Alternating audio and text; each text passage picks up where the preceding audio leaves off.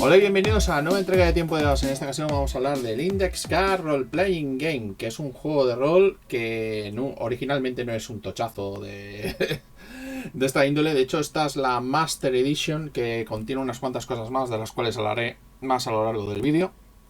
Este es un juego de rol que intenta ser un juego de rol bastante simple, bastante sencillito. De hecho, el propio nombre lo indica, es un index card, es una tarjetita de estas donde anotas las ideas para poder utilizarlas rápidamente y tener ideas al vuelo. Y es un poco la filosofía que tiene este juego. Este juego está un poquito a caballo en entre lo que sería un quinta edición y un USR, más o menos, aunque tiene su propia bestia por otras cositas que luego mencionaré, principalmente la resolución de acciones y ese tipo de cosas. Tiene las 6 características que todos conocemos, llamamos, porque vienen de Dungeons and Dragons: inteligencia, fuerza, destreza, constitución, inteligencia, sabiduría y carisma, utilizadas como bonificadores y a las cuales le sumamos un dado de 20 superando dificultad. Así que por ese aspecto ya podéis ver que tampoco hay nada nuevo bajo el sol. Tampoco lo que serían los combates, donde tienes el tema de moverte y actuar, tampoco es nada nuevo. Lo que sí es nuevo es un poquito algunas cositas que tiene. Este juego suele tirar hacia más lo que sería la vertiente gamista. O sea, no intenta ser un juego de rol realista, eso intenta ser un juego de rol que está bastante basado en lo que está basado, que es Dungeons and Dragons. O sea, realmente el tema de ser un grupo de aventureros y que haya bastante combate.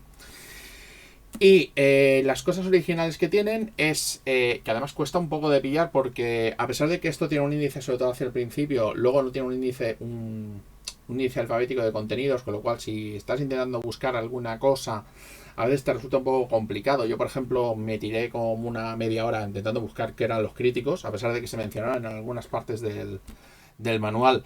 Los críticos estaban al final de una página sin ni siquiera remarcar, para ver un poquito los efectos que hacía.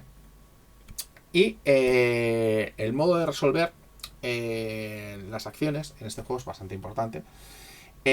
Siempre se va contra un número de dificultad. El número de dificultad, a diferencia de en otros juegos de rol, donde normalmente el máster lo que hace es que asigna una dificultad dependiendo de la tarea que se va a realizar en ese momento, en realidad lo que hace el máster en este juego es que en el caso de que haya una escena, dependiendo de la intensidad de la escena, la dificultad que quiera tener que tenga la escena, va a asignar un número fijo.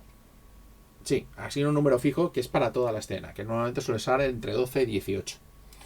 Luego, a partir de ahí, dependiendo de las acciones que van a hacer los jugadores, normalmente lo que van a tener que hacer es utilizar sus argumentos, qué es lo que están utilizando, si están utilizando algún tipo de equipo, si tienen alguna habilidad especial que ellos creen que puede ser más o menos relevante, o han conseguido favorecer sus situaciones o han empeorado sus situaciones de alguna manera determinante para subir o bajar la dificultad en un +3 o -3.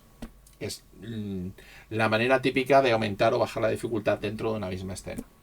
Así, por ejemplo, podemos tener una escena en la cual empezamos con una dificultad de 12, siendo una escena inicial, cuando podemos tener un clímax contra el gran boss de la aventura, donde ya las dificultades ya serían 18, por ejemplo.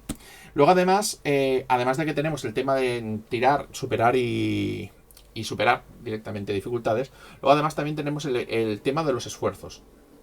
Además de nuestras puntuaciones de características, que van desde +1 a +10, tenemos lo que serían los dados de esfuerzo. Los dados de esfuerzo significa el tipo de aproximación que tendríamos con respecto a lo que vayamos a intentar hacer. Normalmente están pensadas sobre todo para combate, con lo cual normalmente empezaríamos con dado de 4, que sería cuando vas con las manos desnudas, hasta los ataques definitivos, que normalmente van con dado de 12. Esto es lo que sería un dado de efecto. En caso de que, por ejemplo, estuviéramos atacando a un enemigo y estuviéramos utilizando un arma como por ejemplo una espada, tendríamos un dado de 6, porque es el dado que correspondería al tipo de efecto que estamos intentando crear. En caso de que vayamos con una pistola, vamos con un dado de 8. En caso de que vayamos, por ejemplo, con magia, vamos con dado de 10. Entonces, esto normalmente se tira y se compara con los corazoncitos. Ya os dije que esto era un poco gamista. Los corazoncitos que tenga la dificultad que vamos a superar. Esto es bastante parecido, sobre todo si conocéis el PBTA, a juegos como, por ejemplo, como los PBTAs que tienen relojes. Esto es lo mismo, es rellenar relojes. Lo único que pasa es que aquí rellenas corazones. En caso de que tengáis una duda, los corazones normalmente equivalen a 10 puntos de daño o de esfuerzo que podría tener el desafío. Si por ejemplo tenemos un desafío que es relativamente complicado, que tiene 3 corazones, pues hay que superar un 30.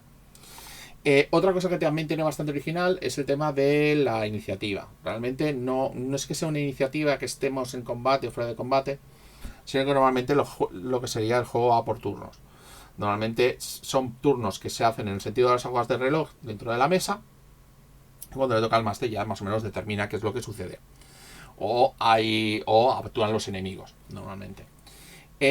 Todo lo que son las criaturas son cosas bastante sencillas. De hecho, el arte es bastante normalito, como puedes comprobar. Intenta ser todo bastante sencillito. Tienen aquí algunas estadísticas, algo del daño que más o menos pueden provocar, entre el número de corazones que tiene. Además que esto se puede bajar y podéis tener, por ejemplo, los minions de cuarta edición, que normalmente tienen un punto de golpe. La creación de personaje es prácticamente tirar y listo, porque son unos poquitos. Son muy pocos pasos. Es asignar características, escoger un origen, que el origen principalmente lo que hace es que te modifica las características que vayas a utilizar, y un poco las finalidades que tendría el personaje, o lo que intentaría hacer. Es un poco sería un poco más o menos como tu objetivo y tu origen al mismo tiempo. Tenemos también lo que serían las clases de personaje, que serían bueno, aquí exactamente no lo llaman clases, serían sí, es que serían más o menos como profesiones, que eran tipos de personaje, que ya nos dan una habilidad especial de inicio, lo que sería un equipo inicial, y toda una lista de posibles mejoras que podríamos adquirir. Las mejoras se hacen por hitos, si no el juego de no solo rol, hitos, que es que en caso de que se consiga algún objetivo importante, o que hayas conseguido un gran objetivo personal, puedes más o menos apuntarte un hito, y son habilidades especiales que vas adquiriendo. ¿Qué tipo de habilidades especiales? Ahí es donde nos vamos a las partes que menos me gustan un poquito de este juego, que es todo combate. Es todo combate. La mayor parte de las habilidades, cuando no llevas un mago, son combate, cosas para hacer daño, cosas para moverte y tal. Entiendo que es la finalidad que tiene este juego, que es escenas de acción. Escenas de acción, intervenir y tal, que es así como todo muy juvenil. Tiene 4 ambientaciones, una que es de fantasía, otra que está en el espacio, que curiosamente engancha con la de fantasía, teóricamente es el mismo universo. Luego también tenemos una de superhéroes y una que recuerda bastante a Deadlands, porque es vaqueros contra zombies, podríamos decir. Esto añade que hay algunos cuantos hackeos, como por ejemplo el sistema de superhéroes, para tener unos poquitos más poderes, cosas que más o menos puedes utilizar. Tiene algunos sistemas avanzados, como un sistema de magia. La magia normalmente suele hacer un dado de 10 de efecto, dependiendo de lo que estés intentando hacer. Las listas básicas de conjuros, que sobre todo son las que vienen al principio, son prácticamente muy descriptivas. Pueden tanto ir por inteligencia como por sabiduría, dependiendo del tipo de magia que estés intentando hacer. Luego al final del libro hay un sistema de magia un poco más complejo, donde ya más o menos puedes intentar arriesgar o ir quemando conjuros para hacer efectos de manera definitiva. Y lo que tiene sobre todo es que es bastante adaptable, porque realmente crear criaturas, PNJs y situaciones es bastante sencillo. Tiene tiene un apartado de consejos del máster, principalmente dedicado a ir captando ideas e irlas más o menos creando.